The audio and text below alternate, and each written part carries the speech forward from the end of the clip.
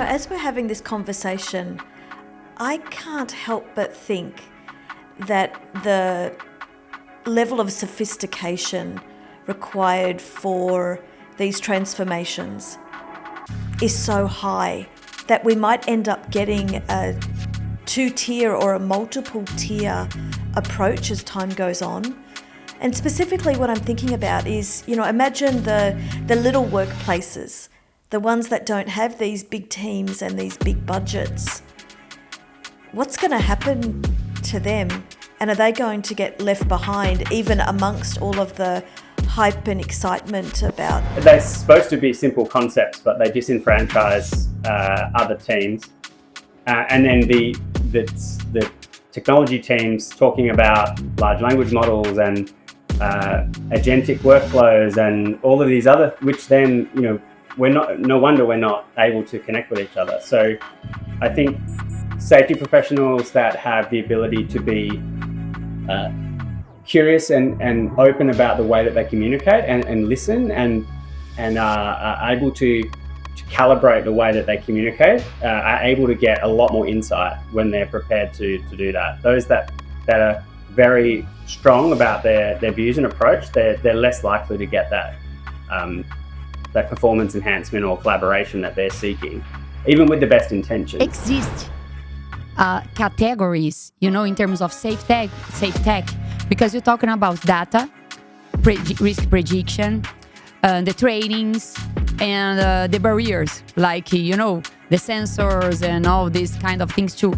is like a layer like a barrier in the workplace. So how you create this category? This is my first question. Exist these categories just to company analyze what is the best solution? So how can you start in the safe tech?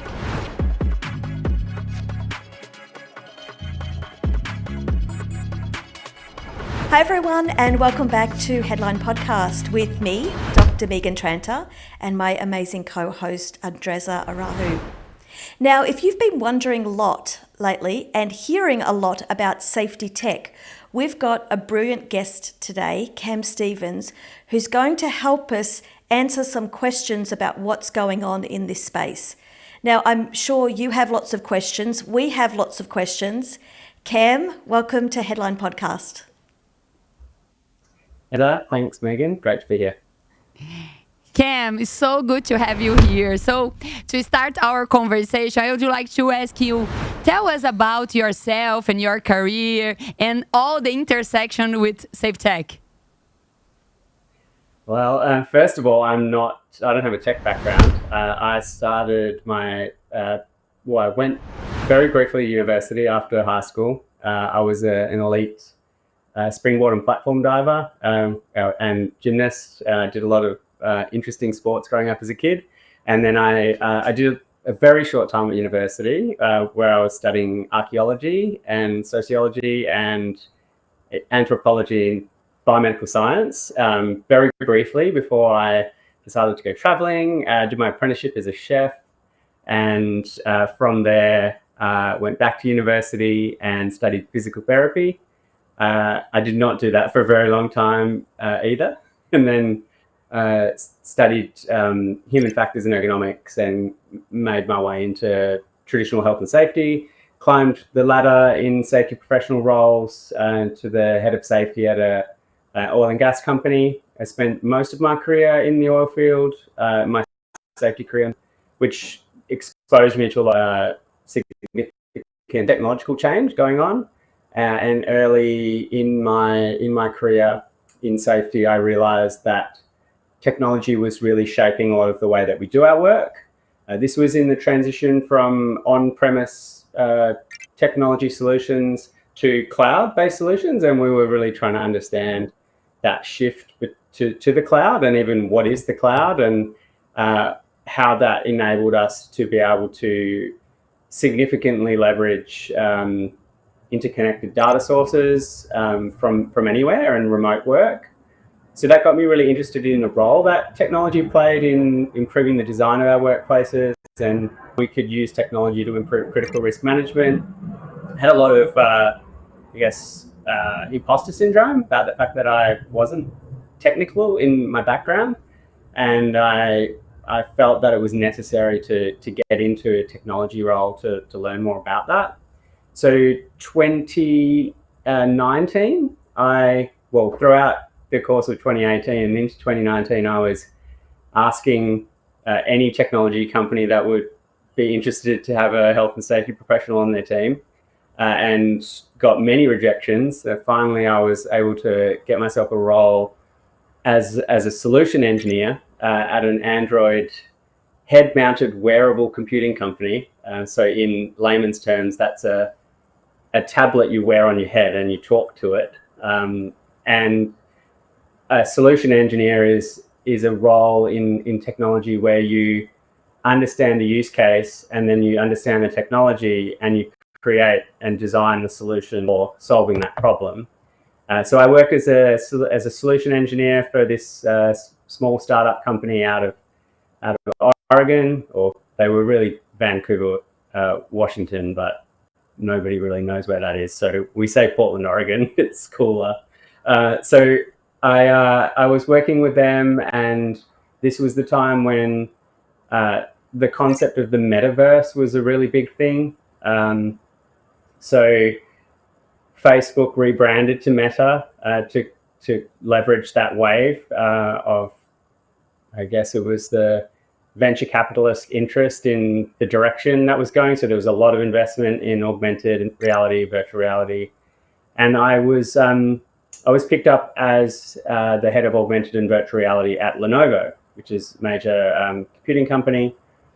And early in the stages of working at Lenovo, we were advised by the semiconductor companies, so the companies that create the silicon and the chipsets on our smartphones and inside computers. The chipset companies were tapping the large computing companies on the shoulder and saying, AI is coming, pay attention.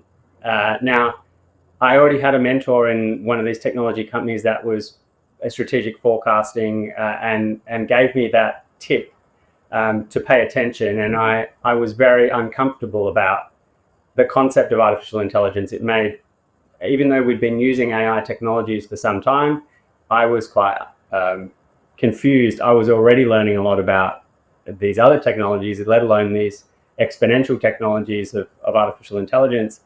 So I felt, well, I'm never going to be technical with AI. It was already technical enough learning about standard computers. So I decided to do some additional study in artificial intelligence ethics with London School of Economics. And so it goes that the semiconductor companies and the graphics card companies like NVIDIA, who you may have heard of in the news, NVIDIA whispered into the ear of all of us that were working in augmented and virtual reality, and they were saying that's going to die. Artificial intelligence is coming.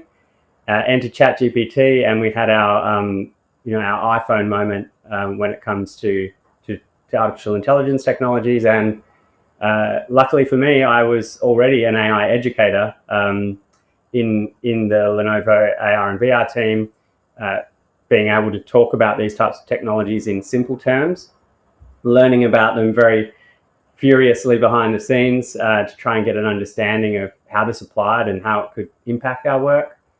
And I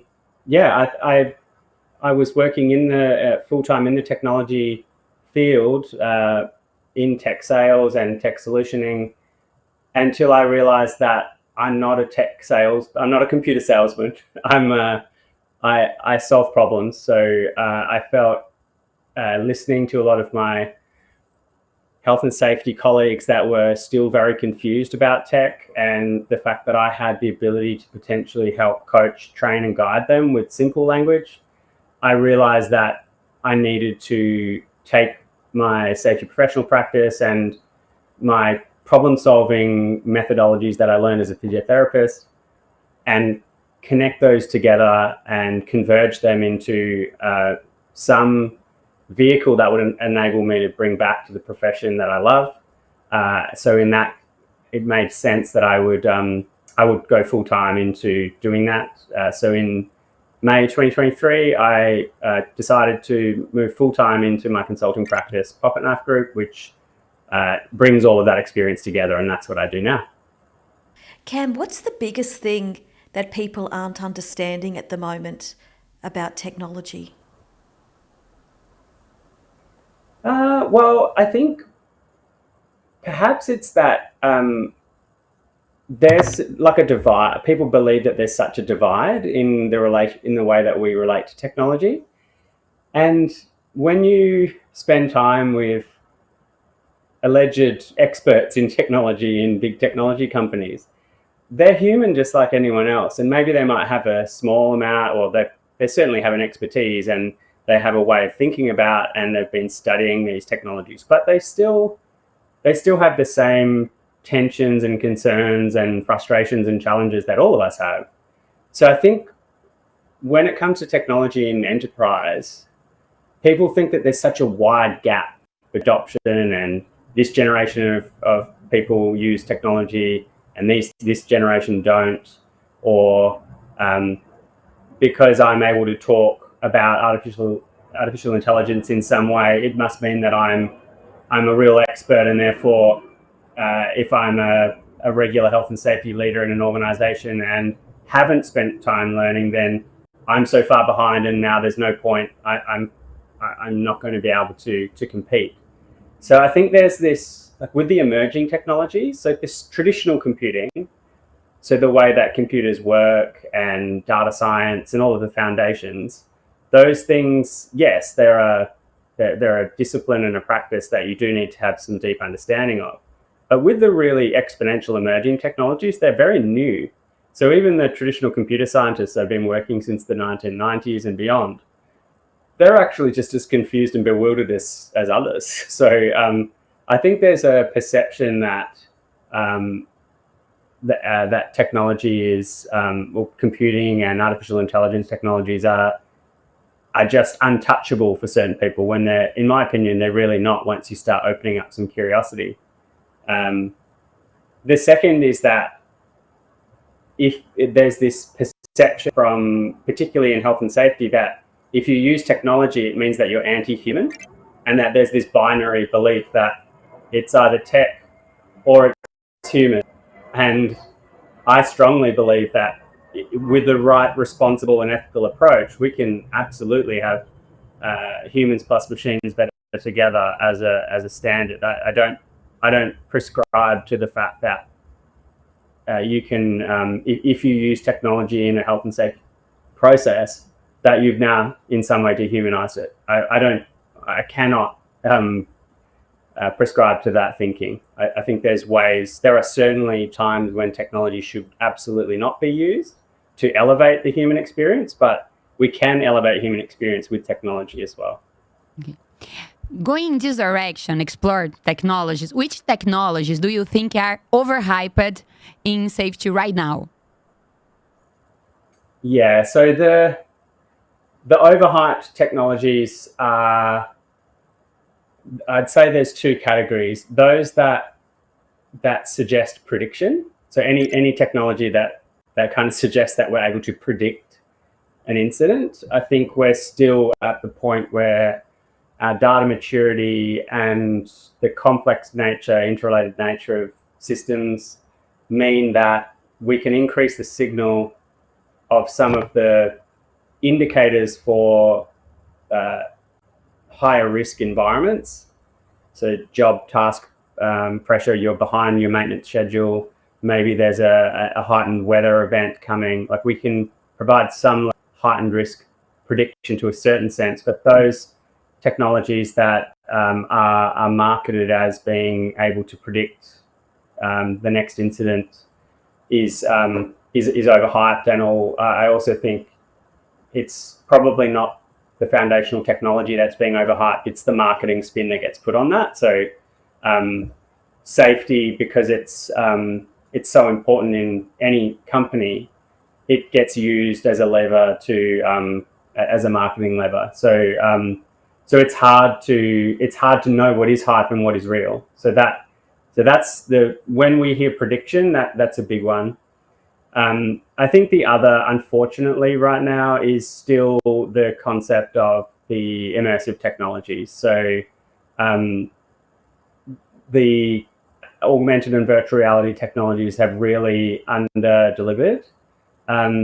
We were seeing a significant amount of traction prior to the AI investment. So the technology investors have all but effectively quite almost overnight dumped and discarded their investment into startup technologies that are looking at immersive reality. So that side of, there was so much hype and promise around the simulated training and headsets to provide immersive experiences. And the promise is still there in theory, but right now the practical reality is overhyped because things like battery life, headset weight, discomfort, the headsets are designed for the 50% white. They're not designed for full inclusion. They're not designed to be worn all day. They're not appropriate to be used in different lighting conditions in the flow of work. So despite the perception that they make a lot of sense,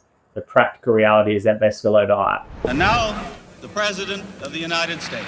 We choose to go to the moon in this decade and do the other things, not because they are easy, but because they are hard.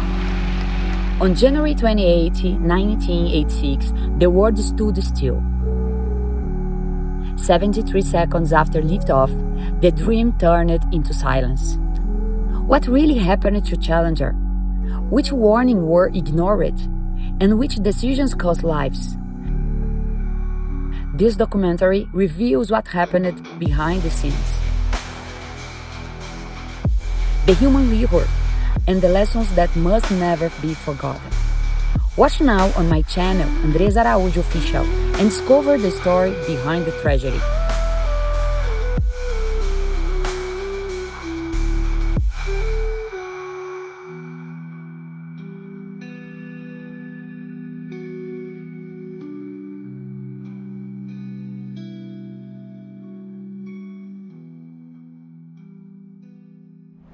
Do you ever wonder whether you're making the impact and have the influence that you're really, really looking for in your corporate career, perhaps if you're an entrepreneur or doing something else? Well, I offer one-on-one coaching services for purpose-driven leaders who are really looking to find some way of increasing their impact and their influence. So if this is something you're interested in, give me a call, send me a DM, and I'd love to talk to you about it. In your opinion, what is a good use case for technology then? So, well, a good use case for technology is anything that has the ability to solve a problem. So,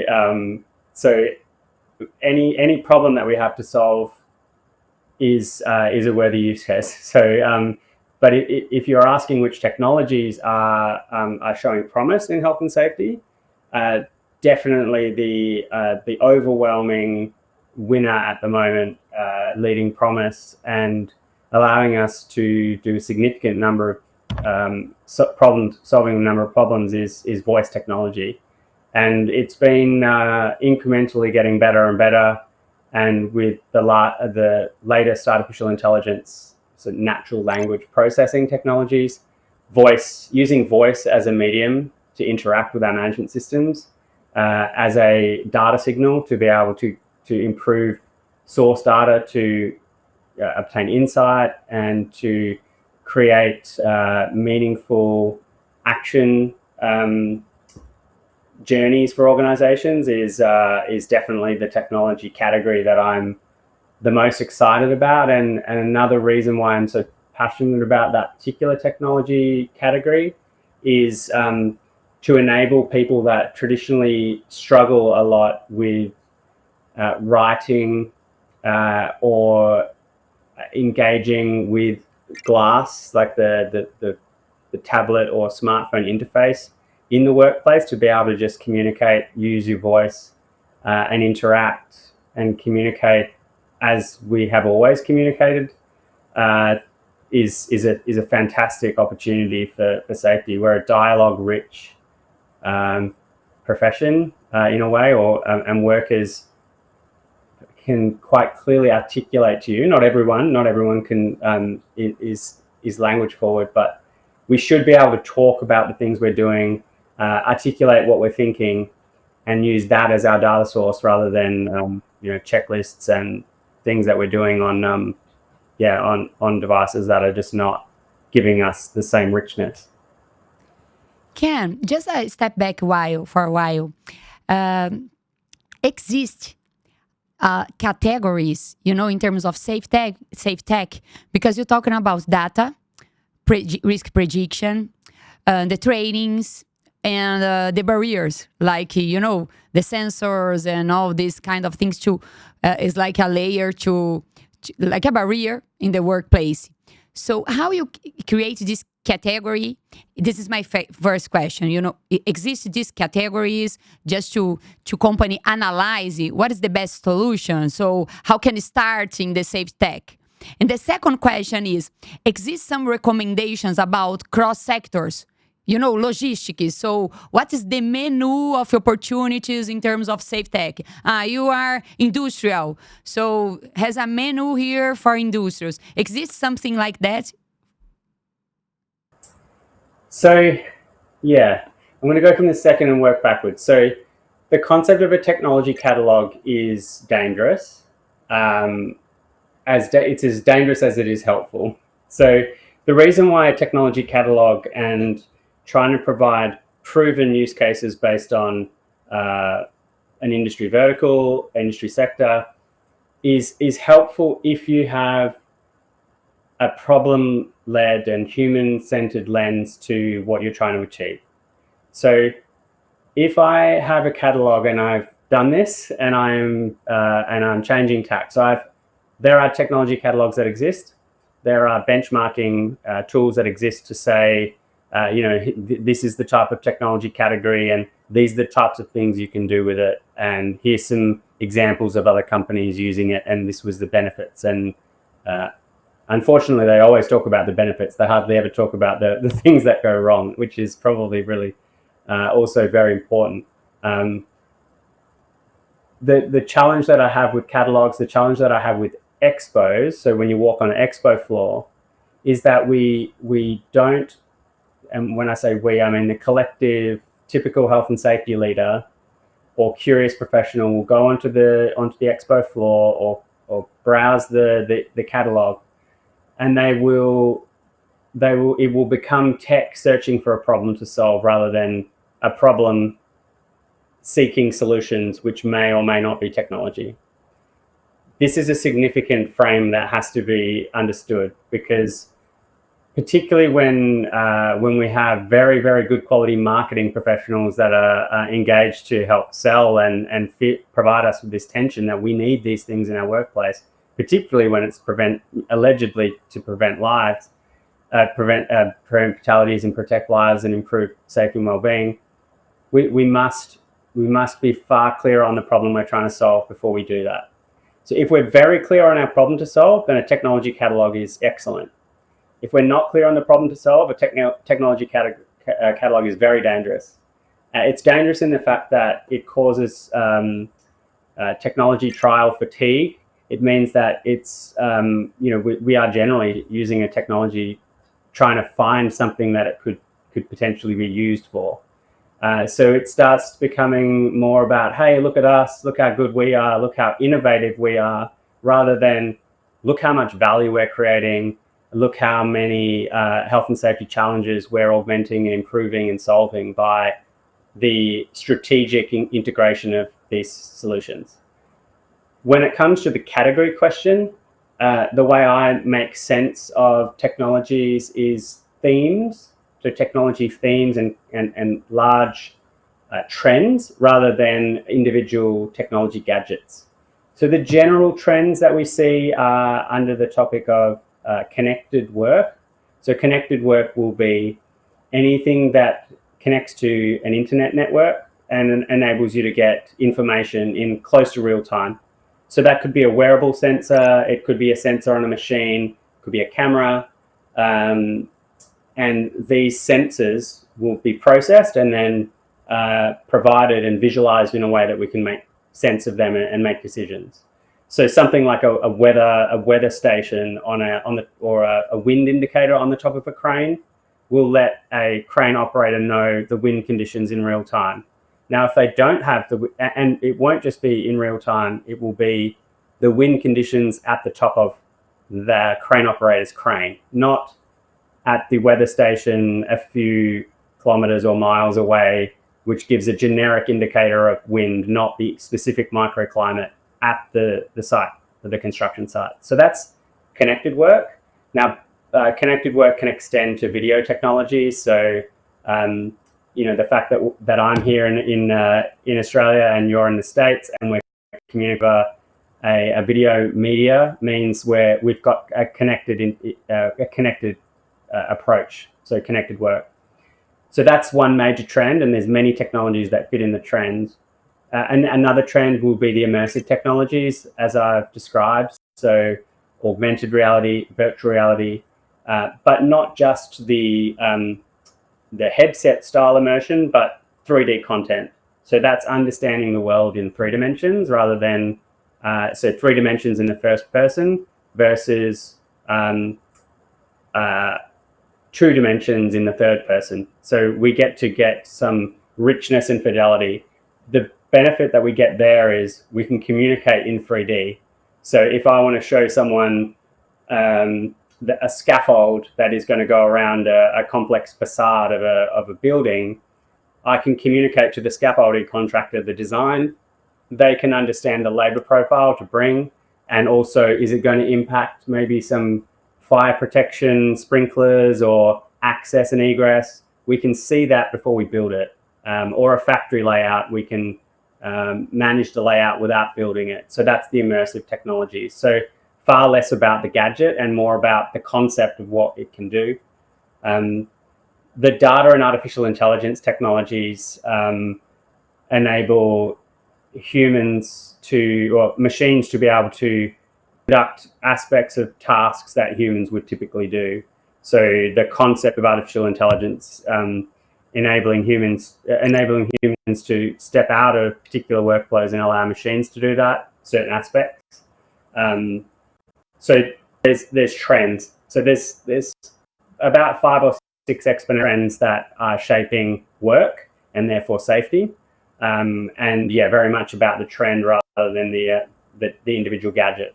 So if I was to summarize it, you can either have use case categorization, so technologies that manage fatigue, technologies that manage heat stress, technologies that manage people and high-risk plant interaction.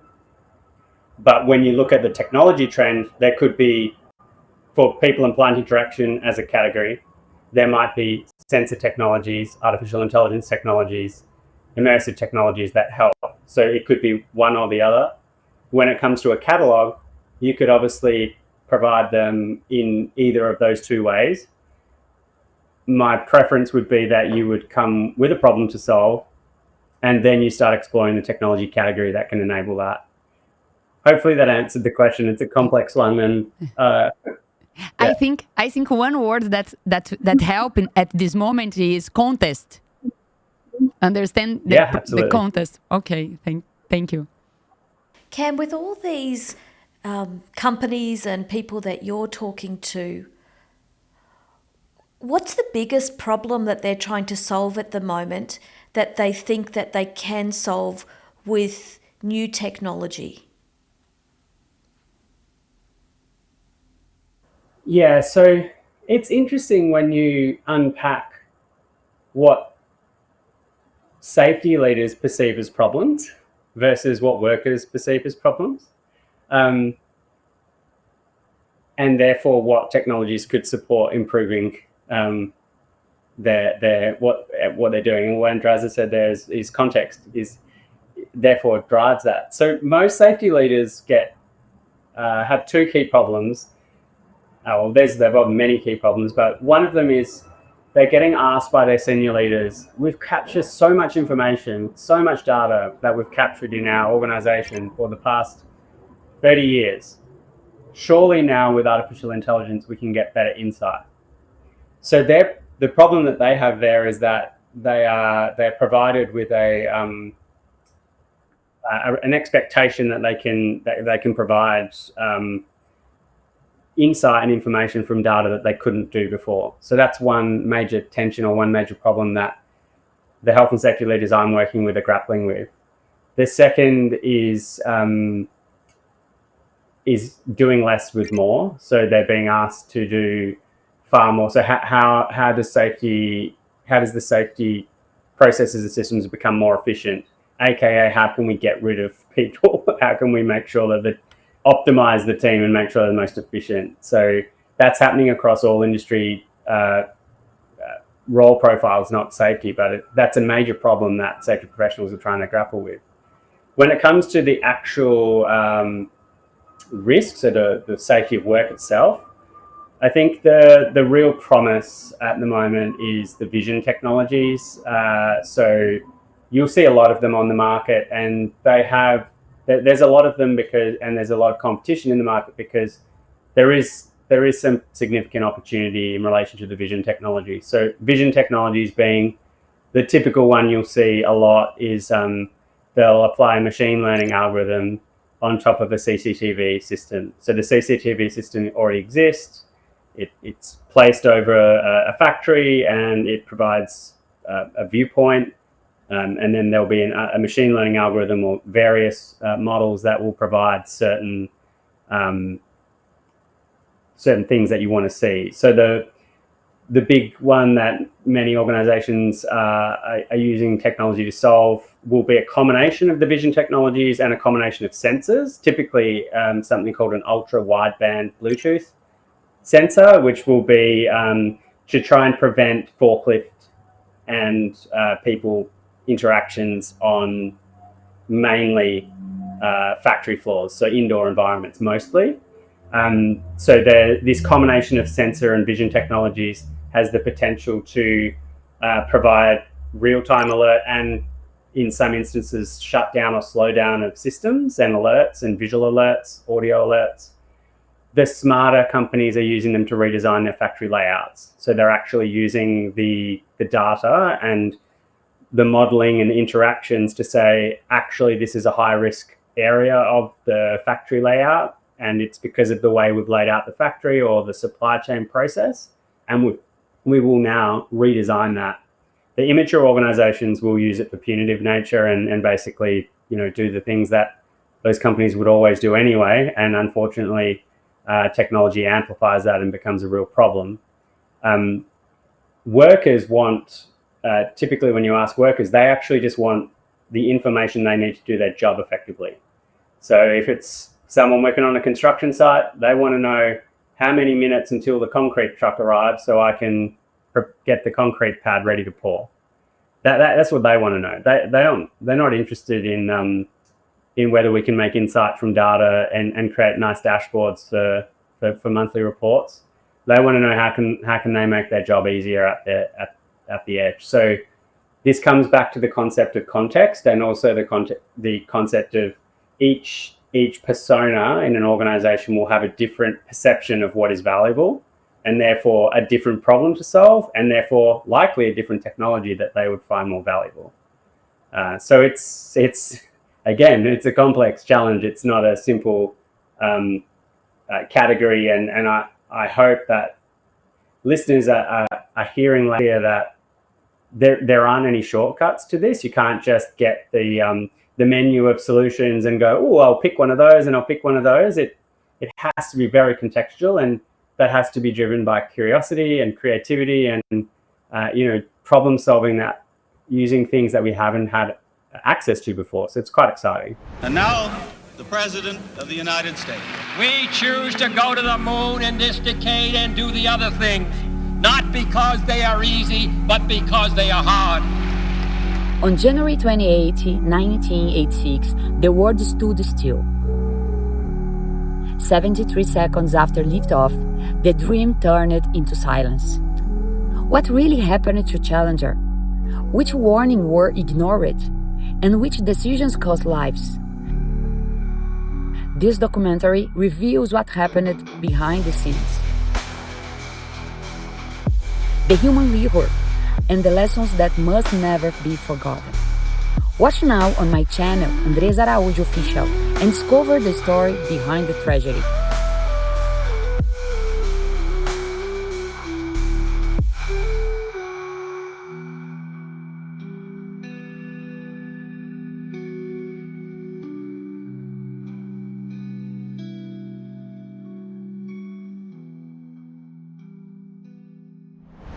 ever wonder whether you're making the impact and have the influence that you're really, really looking for in your corporate career, perhaps if you're an entrepreneur or doing something else?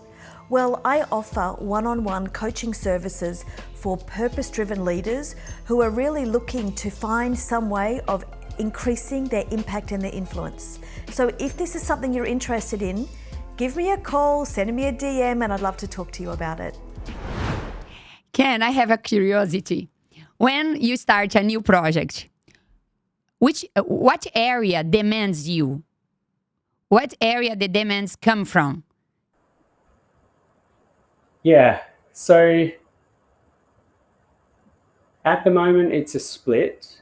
So the technology teams, so it depends on the organization and their relationship with information systems and technology.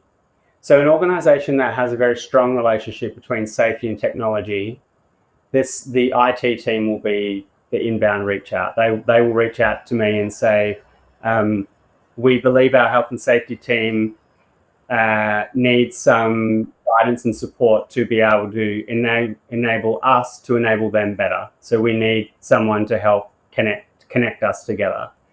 Those organizational profiles will typically have a bunch of things that are happening, usually lots of applications and source information coming from the field. And then they will have what we call an enterprise data platform or a data lake, a layer where a lot of all of those data sources find their way into this unified data lake. And then from there, you can model what we call modeling the data. And then that data can be then visualized and translated to action. So storytelling with data and action.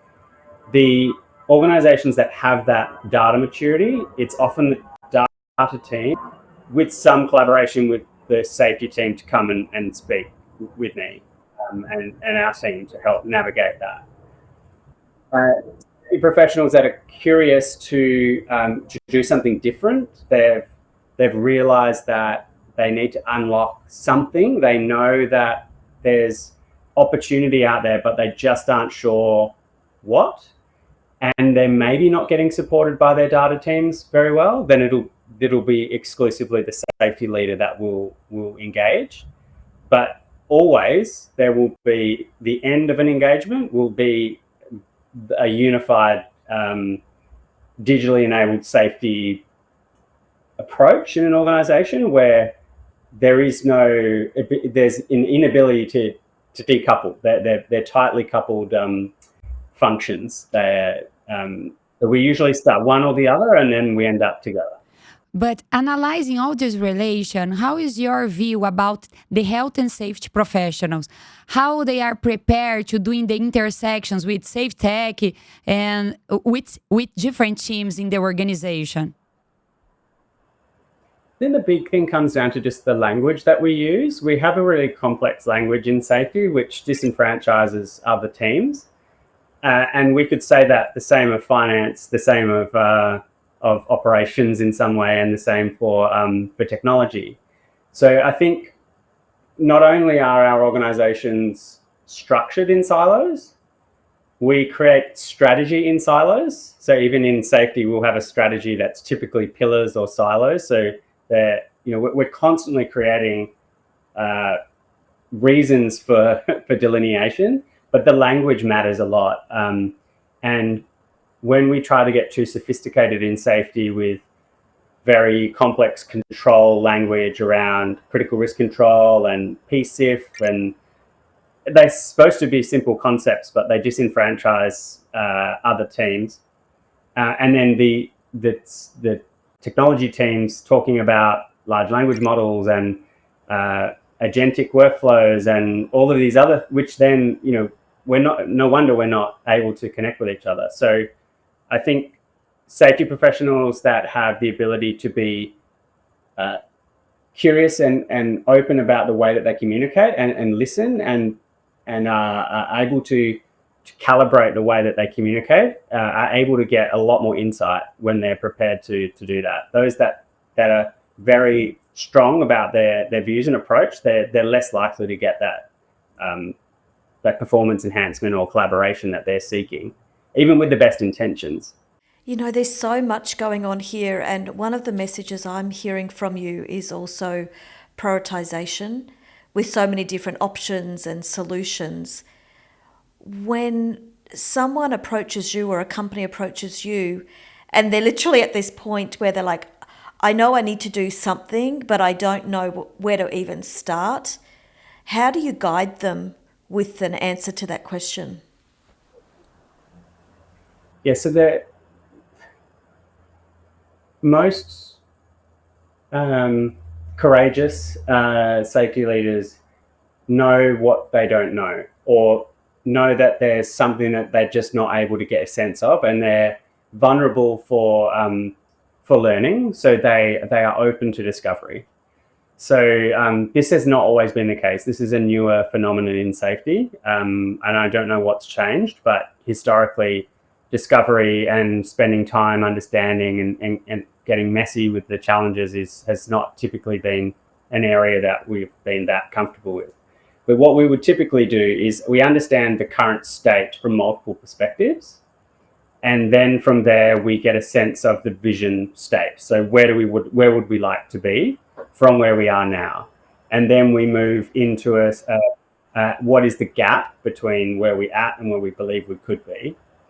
But in terms of where to start, almost always where that distills down to, well, first of all, we start by understanding where we're at. So where are we at? What do we have to work with?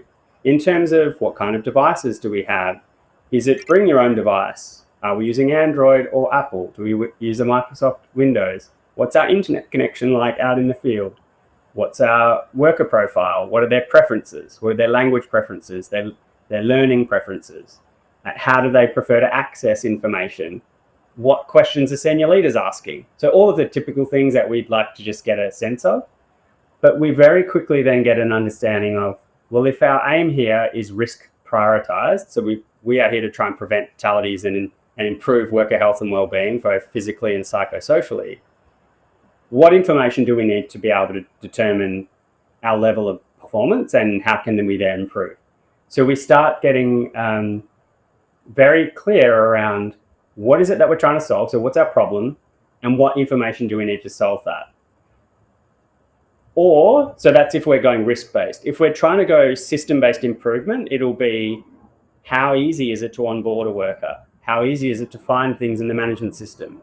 How delightful are our procedures to use, read, and consume? What is the feedback from workers around that? So we typically have system and safety processes, or we have risk-based stuff. So the safety of work versus the work safety. And if we're working on risk, then it's data, and we need to know what data do we need to solve the problem, and we need to get back to basics. The beauty of this has got nothing to do with technology. This is what do we need, what information, and then how do we determine to get that information in the most delightful, simple, effective way so that we can translate to action and improve risk mitigation. On the systems and processes side, it's very clear that health and safety leaders are not spending enough time understanding their basic processes. So something as simple as booking first aid training in an organization. So I've worked with one organization to just do a basic process map of how do you book a first aid training.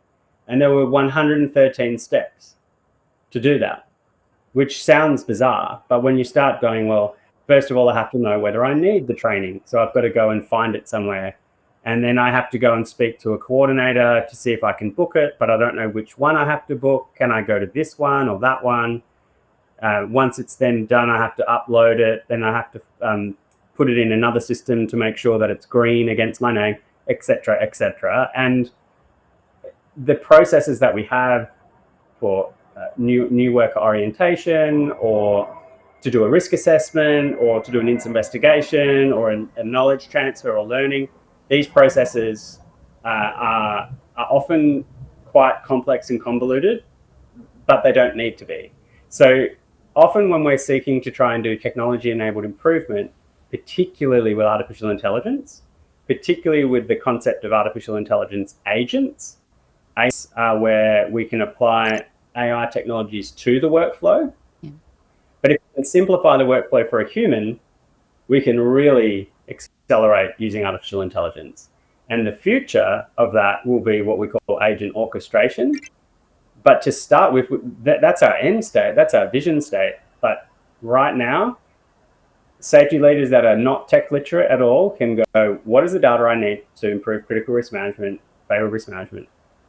And how can I optimize my processes so that they're good for everyone and absolutely going to be good for a machine? So that's kind of where we start. So I understand that the first step, also understand the problems is fundamental, necessary. But before understand the problems is a digital transformation. I think health and safety, we need a digital transformation. What is your recommendation to create a long-term project about digital transformation in health and safety? So first of all, I believe that the concept of transformation in safety will fade to the point that the safety will be digital. All safety will be digital. There's no such thing as a transformation for digital into safety, because all safety integration will be digital by design. So I genuinely believe that philosophy, that better work by design, will mean that technology will be integrated into all of our systems and processes, and they will continue to become more human-centered. So, but right now we often we use the word brand, but I often brand a digitally enabled safety strategy. So digital safety transformation. So you've had Andreza Hernandez on the podcast, and how we describe the journey that Siemens has gone on would be transformation if the organization resonates with terminology, or evolution if they don't. So we're evolving safety. Increment feels a little bit more less wild in terms of the difference between current state and future state. So we evolve, we don't transform. But what's clear again in terms of any transformation, and that's the way I described how we typically engage any customer that wants to go on an evolution or a transformational change, or any change, is that, we have to understand our current state, we have to have a vision state, and we have to be able to articulate that so that any decisions we make are aligned with that state, so that we don't start shifting and really changing directions too much. Now, with an evolution, we can flow like a river. With a transformation, we may really climb a mountain. So it's really about the steepness and the level of turbulence or the pain or change that you will go through when we describe it that way. But the framework is the same. We understand the current state, we understand the future state, and we roadmap accordingly. So we set markers like you would when you're going on any journey, any navigational beacons, and we move towards them. Transformational change will be faster, quicker, more aggressive, larger reward, larger risk, and only very committed leaders in organizations that have very interrelated, very consistent behaviors will be able to survive that approach. And to be honest, there aren't many companies that I've seen that are able to do that. So safety is more suited to evolution. There are certain aspects that we can transform, but the way we do safety and the way we change and our reluctance to change, our mindset for change, often means that we can't do it in that way. And sometimes that's an appropriate way to go. A good example of like a transformation inside a business might be we're working at heights for our tower inspections. Now we use drones, and that's a transformation. Yeah. But the whole organization is not going to have all aspects with that level of transformational shift. I like your point of view. Evolution, transformation. So good to learn with you today. So good. And now, the President of the United States. We choose to go to the moon in this decade and do the other things, not because they are easy, but because they are hard.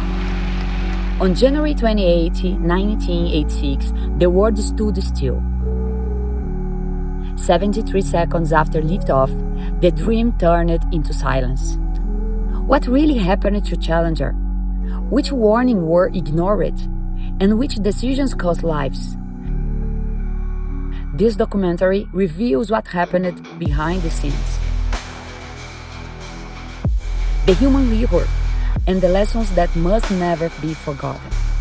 Watch now on my channel, Andreza Araújo Official, and discover the story behind the tragedy.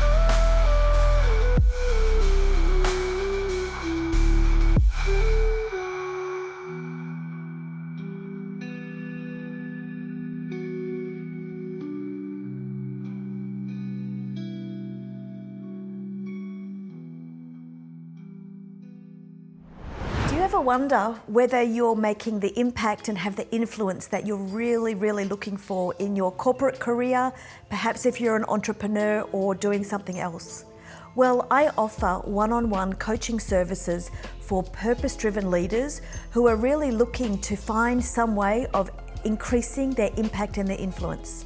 So if this is something you're interested in, give me a call, send me a DM, and I'd love to talk to you about it. You know, as we're having this conversation, I can't help but think that the level of sophistication required for these transformations is so high that we might end up getting a two-tier or a multiple-tier approach as time goes on.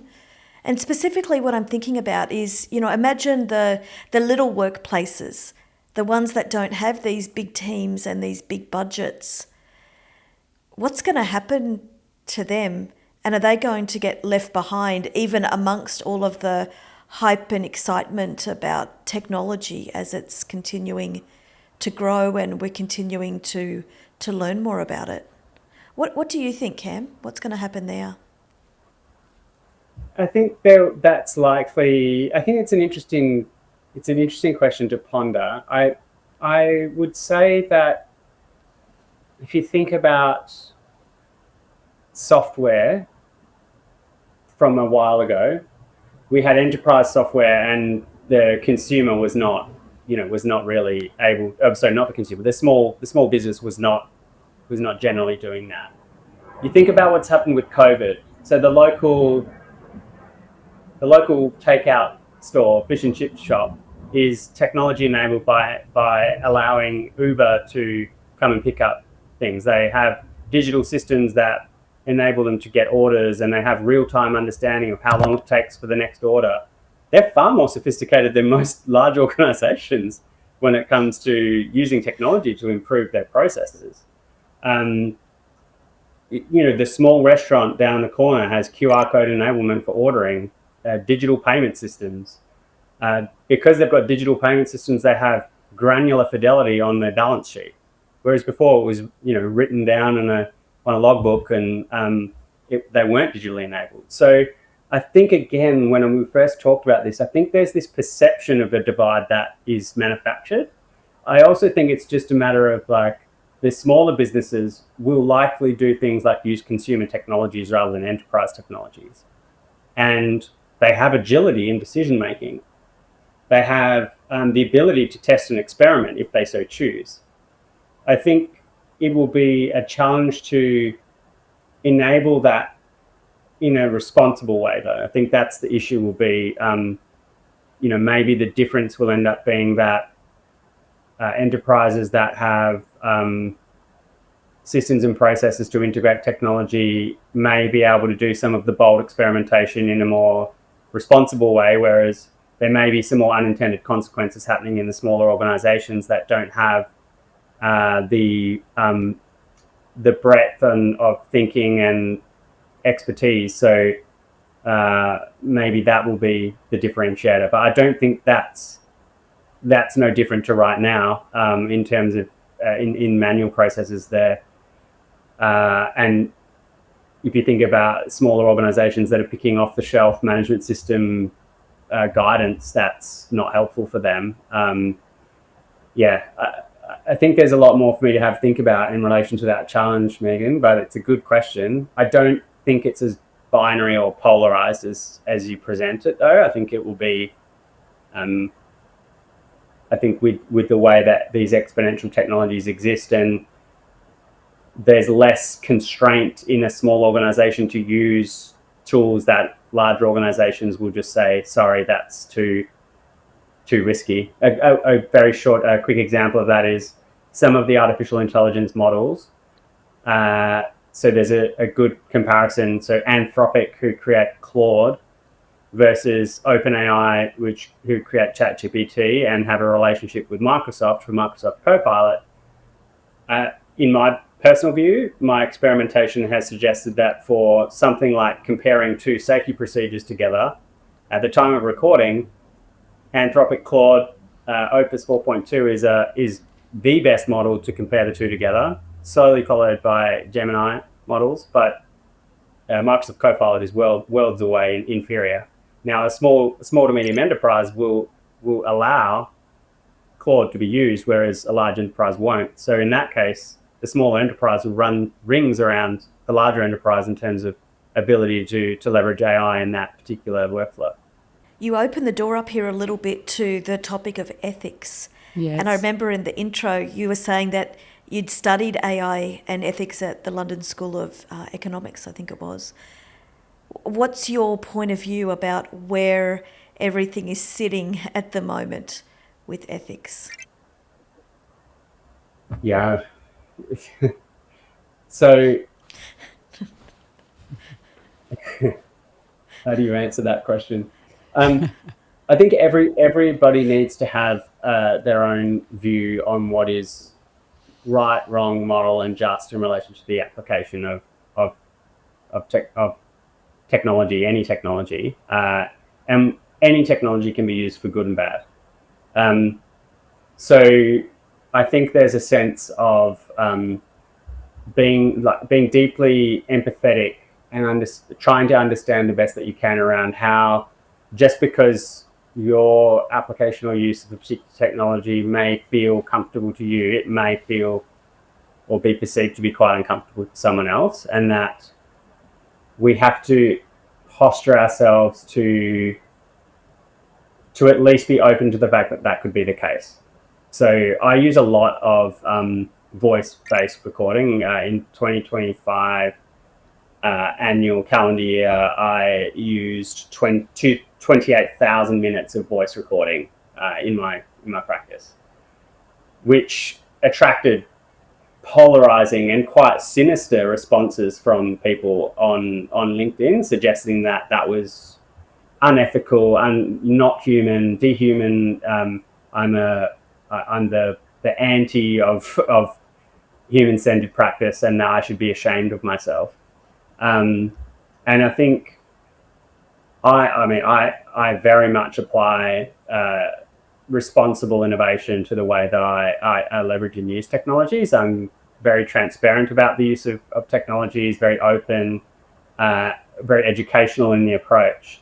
So obviously I found that quite confronting, that there was such a polarized view to label me as unethical by using technology in safety workflows. And it's not about my acute understanding that there are unintended consequences using these things. And by being naturally curious and continually asking questions about how people feel, I have a research division in my company that does that. So understanding AI sentiment, understanding how we can be more ethical and responsible about using these technologies, what we do with data, what would be considered an appropriate way to communicate that. There are no right. There are better answers than worse answers, but in terms of binary black and white, right or wrong, there's a lot of grey here. And I don't believe at this point in time that our supporting organisations, without accusing these particular organisations, just naming example organisations, so Australian Institute of Health and Safety, the ASSP, National Safety Council, New Zealand Safety Health Professionals, the equivalent, we just do not have enough guidance to support responsible experimentation with these types of technology for more emergent, probably more able to be misused without realizing technologies. So the AI, agentic workflows, and the large language models that we can use for many different reasons.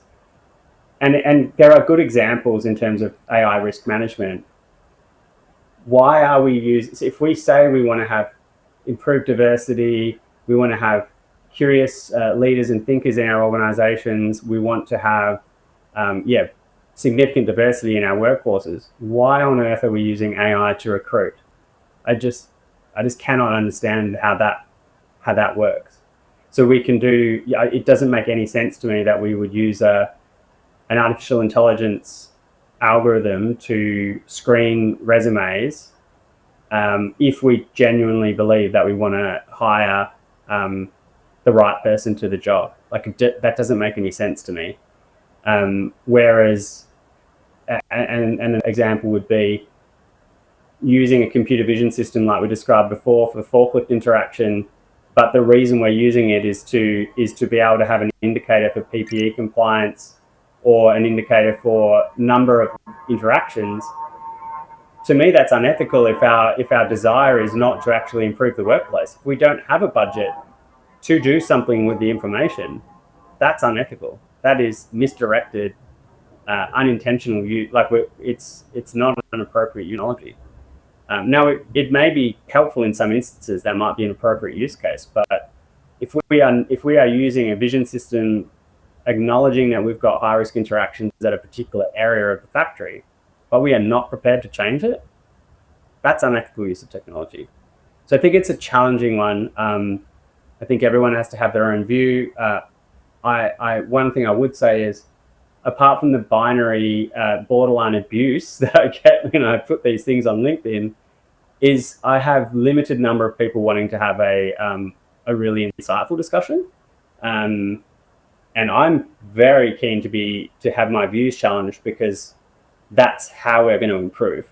And I think we'll start to see more communities of practice show up. I have a LinkedIn group that we use to chat about this with a few of us globally that are really interested and vulnerable and curious. And I think as a profession, we'll naturally get better at doing this as a collective. I would like to explore with you your view about the safety in the future of work. So what is your view thinking about more 3, 5, 10 years in front of us?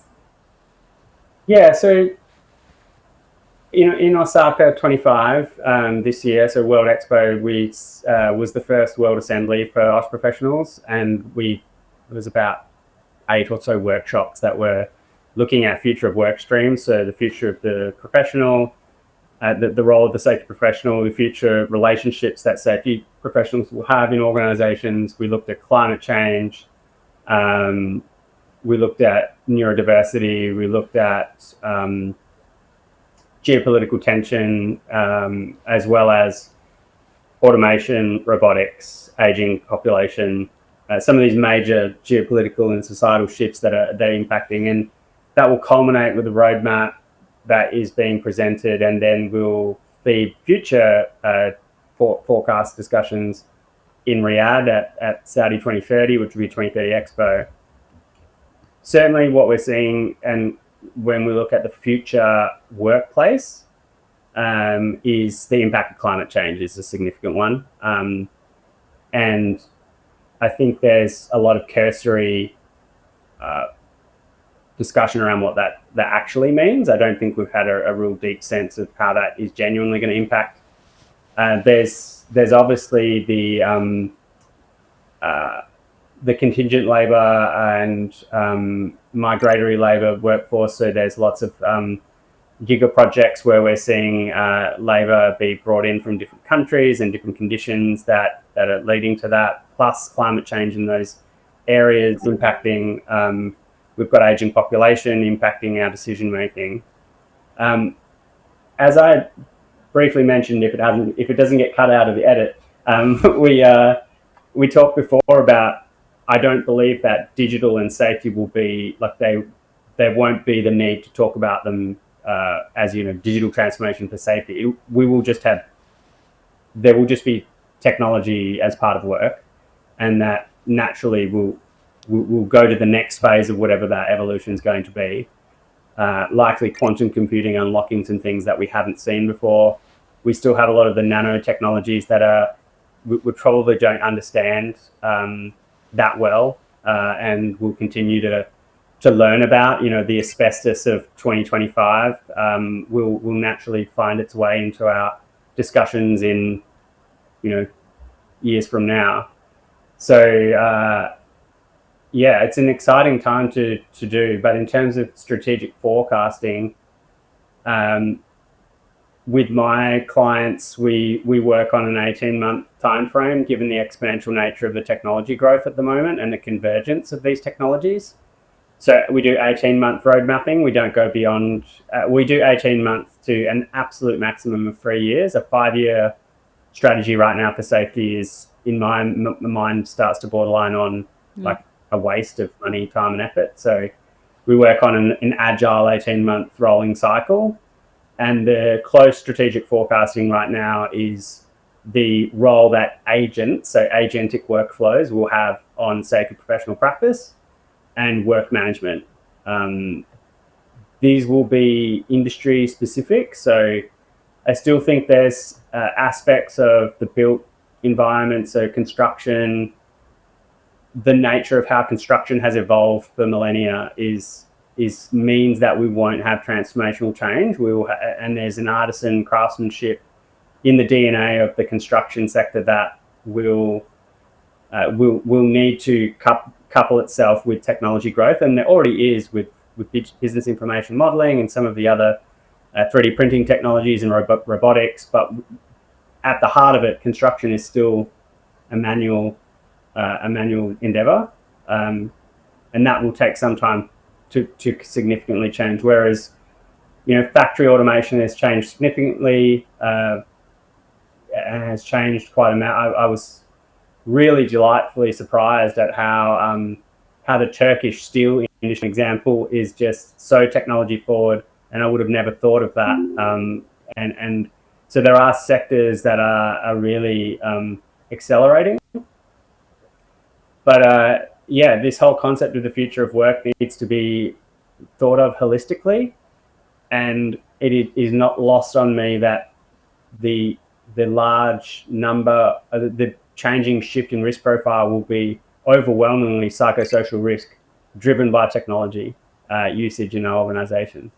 And I think that's one of the reasons why I feel so compelled to work in this space. Is I believe that there's a responsible way to navigate that. And we're having a binary discussion about psychosocial risk at the moment, particularly in Australia, where we've got new laws in place. Yeah. There are psychosocial risk management conversations happening completely separate from technology discussions, and they have to be way better integrated to grow and have a better view of the true nature of what the future of work will bring for us. And now, the President of the United States. We choose to go to the moon in this decade and do the other things, not because they are easy, but because they are hard. On January 28, 1986, the world stood still. 73 seconds after liftoff, the dream turned into silence. What really happened to Challenger? Which warnings were ignored? And which decisions cost lives? This documentary reveals what happened behind the scenes. The human error and the lessons that must never be forgotten. Watch now on my channel, Andreza Araújo Official, and discover the story behind the tragedy.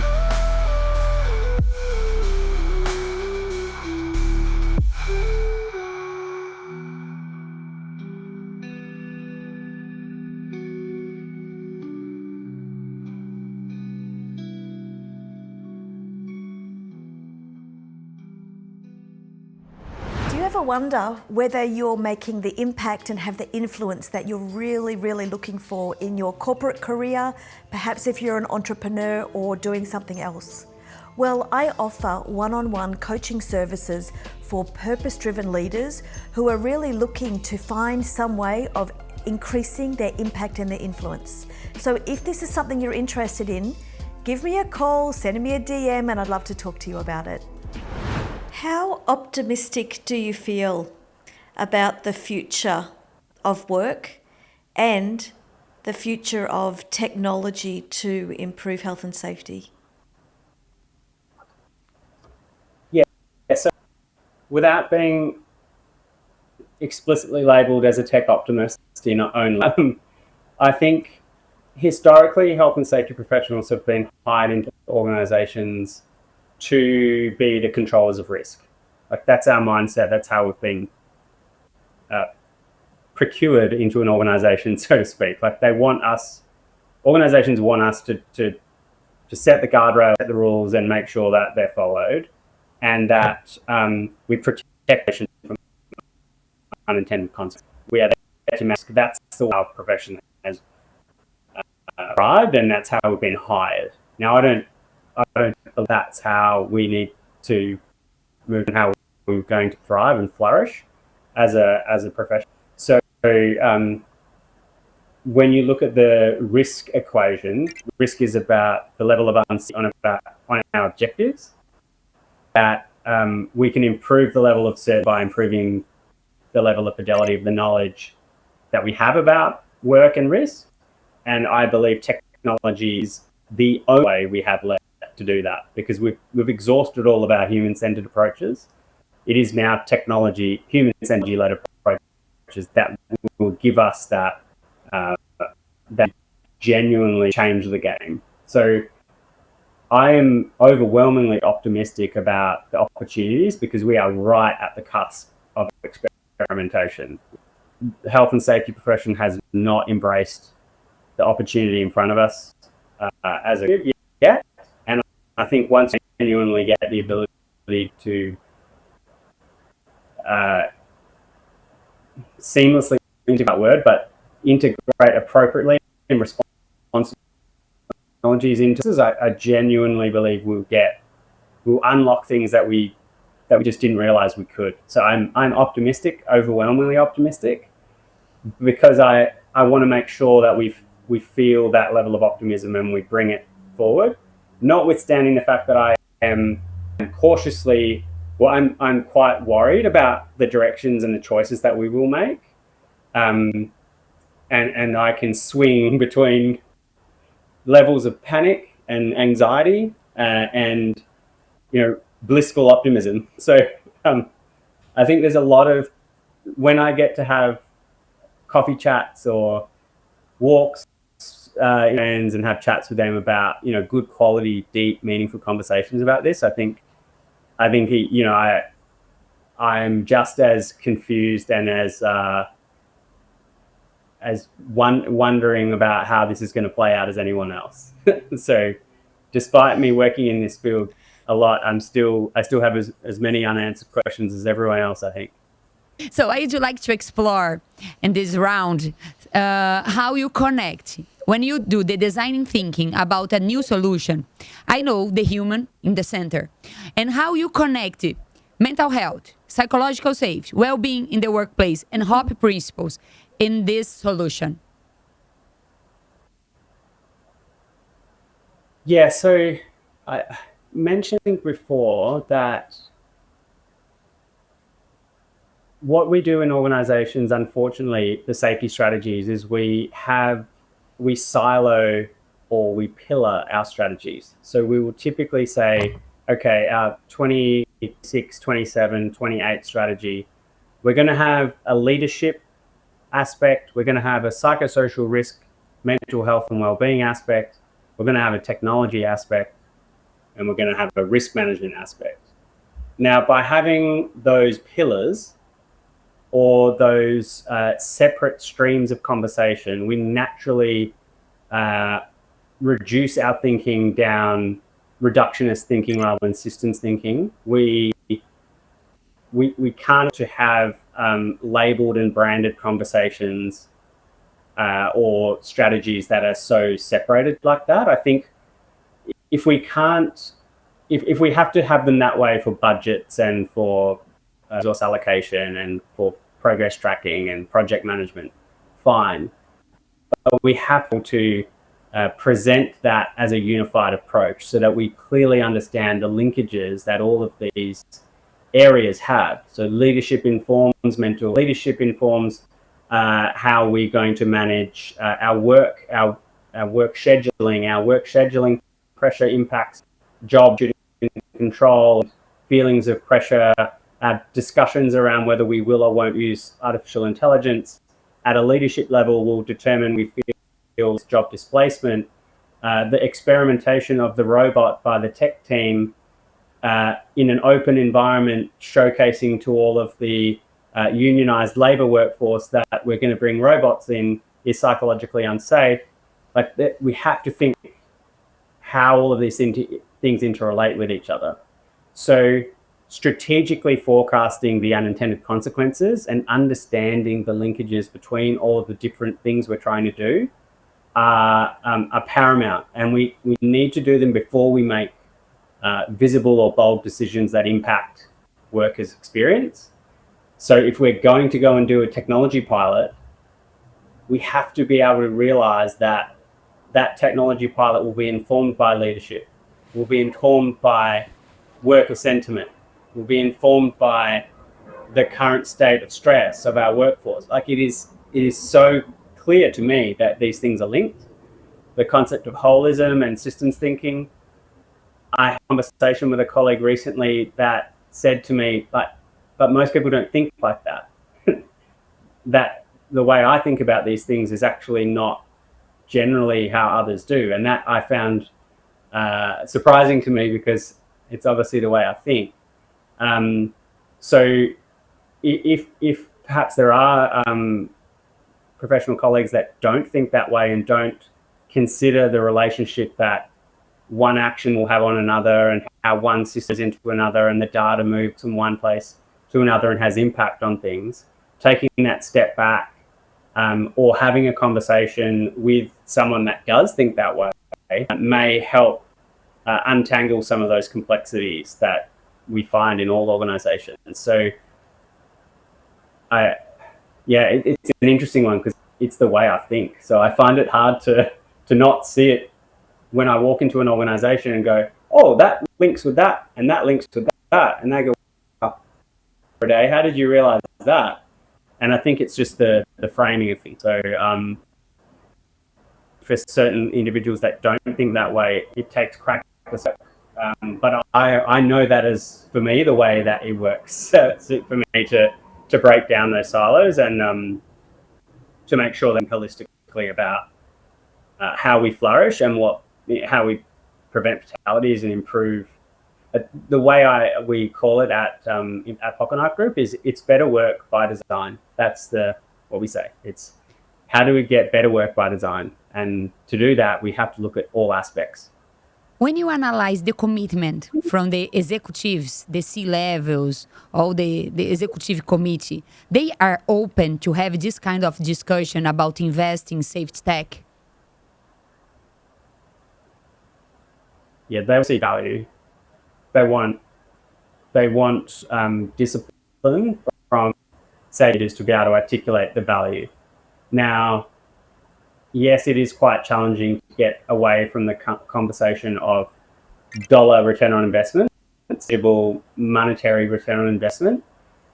And often we see that now with the AI technologies, we are able to do that with administrative efficiency. So we can do a dollar return on investment that way. Risk reduction, I think trying to say we're going to save X amount of incidents and we're going to therefore reduce premiums or those things, I think are less helpful. But I think committed leaders just want to see a value proposition provided to them that they can understand so that they can invest and continue to commit with that level of investment.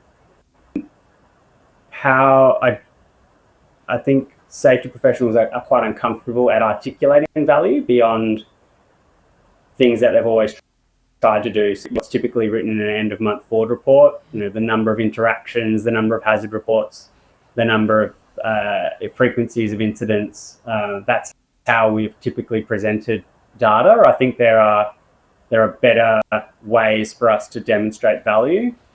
And we can interconnect that value by doing things. If we can make planning more effective, if we can make maintenance, work order history more complete, that gives us a better to then plan better again the next time and allocate the resource labor profile better. These things will enable better work by design and will enable better safety through that process. So we need to articulate value in ways that we haven't done it before, and that's quite uncomfortable for many people. Cam, I came into this conversation with high expectations of what we're going to talk about with technology today. And you've certainly blown my mind on that and all these different perspectives that you're sharing. But I've got to tell you, the biggest thing that I can't stop thinking about now are these last 5 minutes where you've been talking about human design, the need for safety leaders to think differently about how they plan strategically, and the intersection of all of these elements that we previously think of as either separate programs or separate topics. I truly want to thank you for blowing my mind like that today, especially after we've been talking for so long and that you just dropped that in there right at the end. So very much appreciate that. Thanks for putting a fabulous podcast out into the world. Hope people have learned something session today. You too. And you too. Thank you. Thank We you. appreciate you so much. Thank you. Yes. We have reached the end of another podcast episode. If you are new here, I invite you to check out our previous episodes. There is a lot of content that may resonate with you. And if this episode made sense to you or sparked a reflection, don't forget to like, comment, and share with others who might benefit. See you in the next episode.